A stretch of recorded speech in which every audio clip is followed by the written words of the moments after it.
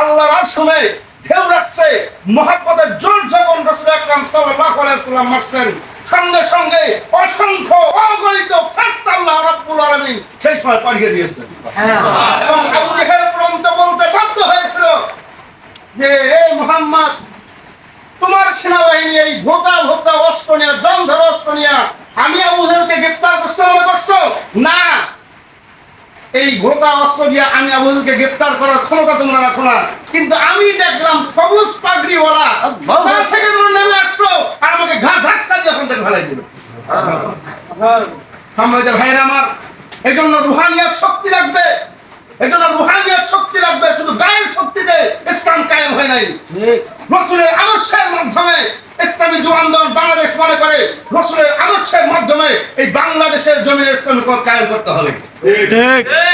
এই জন্য আপনাকে আমাকে সজাগ থাকতে হবে। অমুক তমুকের কাছে গিয়ে লাভ নাই। কারণ আপনারা জানেন 1971 সালের 26শে মার্চ যখন 25শে মার্চ যখন পাক হানাদার বাহিনী নিরীহ বাংলাদেশিদের উপরে অস্ত্র চালিয়েছিল, 26শে মার্চ কালুঘাট বেতার কেন্দ্র থেকে প্রেসিডেন্ট জিয়াউর রহমান স্বাধীনতার ঘোষণা দিয়েছিলেন। ঘোষক প্রসঙ্গের দিকে যাব না, যখন তার মাধ্যমে ঘোষণা এই যুব সমাজটা পেয়েছিল, সেই সময়ে সমস্ত বাংলাদেশি জাতি ধর্ম বর্ণ নির্বিশেষে অসংখ্য মায়ের ইজ্জতের বিনিময়ে বাংলাদেশ রচিত হয়েছিল। মানচিত্রের বুকে লাল সবুজের পতাকা রচিত হয়েছিল। আমরা লাল সবুজের পতাকা নিয়ে আজকে ঘোরার সাহস পাইতেছি। কিন্তু ঘটনার পরিক্রম ভিন্ন। বঙ্গবন্ধু শেখ মুজিবুর রহমান চেয়েছিলেন বাংলাদেশকে সোনার বাংলাদেশে রূপান্তরিত করতে। তার জবান থেকে তিনি বলেছিলেন, সবাই পেয়েছে সোনার খনি, আমি পেয়েছি চোরের খনি। না, আমরা পাই নাই। আমরা আমাদের কাঙ্ক্ষিত সোনার বাংলাদেশ গঠন করতে পারি নাই। প্রেসিডেন্ট জিয়াউর রহমান চেয়েছিল বাংলাদেশকে সবুজ বাংলায় রূপান্তরিত করতে, কিন্তু তার নেতাকর্মীরা গাছের রাস্তার গাছ কেটে কেটে বাংলাদেশকে মরুভূমিতে পরিণত করেছে। আমরা সবুজ বাংলাদেশ খুঁজে পাই নাই। আমাদের প্রেসিডেন্ট সাহেব তিনি চিন্তা করেছিল প্রত্যেকটা বাংলাদেশকে, বাংলাদেশের প্রত্যেকটা কোনায় কোনায় গ্রাম বাংলায় রূপান্তরিত করবেন। কিন্তু যখন তিনি ক্ষমতায় এসেছেন এই বাংলাদেশকে মিনি পতিতালয় তৈরি করেছেন। না, এদের দিক থেকে বাংলাদেশের মানুষ মুখ ফিরিয়ে নিয়েছে। এজন্য এদের তিনজনের দ্বারা কোনো ক্রমেই শান্তি আশা করা যায় না।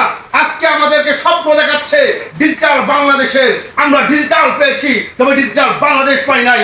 ডিজিটাল কাদায় সন্ত্রাসী করার সুযোগ হয়ে গেছে। এই মানব বসিত তন্ত্র মন্ত্র দিয়ে বাংলাদেশে শান্তি আসতে পারে না, পারে না, পারে না। আমাদেরকে কাফনের কাফন পরে মাথায় নামতে হবে, ঐক্যবদ্ধ হতে হবে। প্রয়োজনে আমি আমার বাচ্চাদেরকে টিম করবো, আমার স্ত্রীকে বিবাহ করতে রাজি আছি। প্রয়োজনে বীর সাবুজুর চরমনের নেতৃত্বে বাংলাদেশে আরেকবার যুদ্ধের ডাক দিতে হবে। স্লোগান হয়ে ভিন্ন। বঙ্গবন্ধু শেখ মুজিবুর রহমান ঘোষণা দিয়েছিলেন এবারের সংগ্রাম বাংলাদেশকে স্বাধীন করার সংগ্রাম, এবারের সংগ্রাম মুক্তিযুদ্ধের সংগ্রাম না। যে যুদ্ধ হবে বীর সাবুজুর চরমনের নেতৃত্বে, সেখানে স্লোগান হবে এবারের সংগ্রাম ভারতীয় তাবেদারি থেকে বাংলাদেশকে মুক্ত করার সংগ্রাম, এই সমস্ত ডাকাতদের থেকে আমার সোনার বাংলাদেশকে সোনায় রূপান্তরিত করার সংগ্রাম। ভাইরা আমার, এজন্য আপনাদেরকে সীতাখেলা প্রার্থীদের মতো দাঁড়িয়ে যেতে হবে। আজকে আপনারা জানেন আমরা ভারতের গোলামি করতে করতে এমন একটা পর্যায়ে এসে গেছি, ইস্ট ইন্ডিয়া কোম্পানি ভারত উপমহাদেশে যেরকম করে নাকি এসেছিলেন ব্যবসা বাণিজ্য করার জন্য, ব্যবসার অনুমতি মুঘল সাম্রাজ্যরা দেয় নাই। পরবর্তী মুঘল সাম্রাজ্যরা সম্রাট এসে সেই ব্যবসার সুযোগ করে দিলেন। আজকে তারা ব্যবসা করার জন্য আসলেন, তারপরে ট্রাক নিয়ে আসলেন, ট্রাক নষ্ট হইল, সেটা ঠিক করার জন্য মেকার নিয়ে আসলেন। মেকারদের তাবু লাগবে, থাকার জায়গা লাগবে, তাবু করলেন। তাবু করার পরে এবার ফোর্স পাঠাইলো যে যদি এগুলো হারিয়ে যায়, ফোর্স আসলো। তারপরে চিন্তা করলো এই সেনাবাহিনী পাঠাইলাম, সেনাবাহিনীকে রক্ষণাবেক্ষণ করার জন্য অফিসার লাগবে, অফিসার প্রেরণ করলো। আস্তে আস্তে ভারত উপমহাদেশে অস্ত্র সজ্জায় সজ্জিত হলো ইস্ট ইন্ডিয়া কোম্পানি।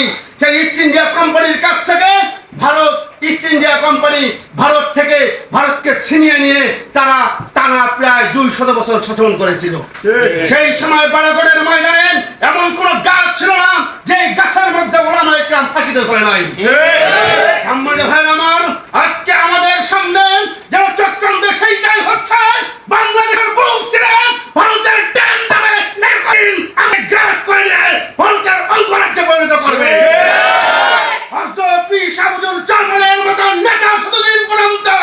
বাংলার জমিনে থাকবেন যুবান্দোলনের নেতা কর্মীরা, যতদিন পর্যন্ত বাংলার জমিনে থাকবে ইনশাআল্লাহ ভারতের সেই স্বপ্ন কোনোদিন পূরণ হবে না, হবে না, হবে না ইনশাআল্লাহ। এই জন্য আপনাদেরকে চিন্তা ফিকির করতে হবে। ইসলামী যুব আন্দোলন বাংলাদেশের নেতৃত্বে থেকে নিজের রুহানিয়াত শক্তি বাড়িয়ে তারপরে আমরা কাঁধে কাঁধ মিলিয়ে কাজ করতে থাকবো।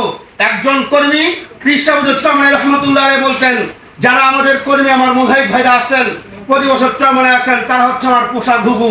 পোষা ঘুঘু দিয়ে যেমন বনের ঘুঘু ধরা হয়, আপনারা আমার কর্মী যারা আছেন তারা আমার পোষা ঘুঘু। আপনাদের মতো কর্মীদেরকে নিয়েই আজকে আমরা বিভিন্ন বনের ঘুঘুদেরকে ধরবো। রাজি আছেন না ইনশাআল্লাহ? দাওয়াত দিতে হবে আমাদের আদর্শের মাধ্যমে, অস্ত্রের মাধ্যমে।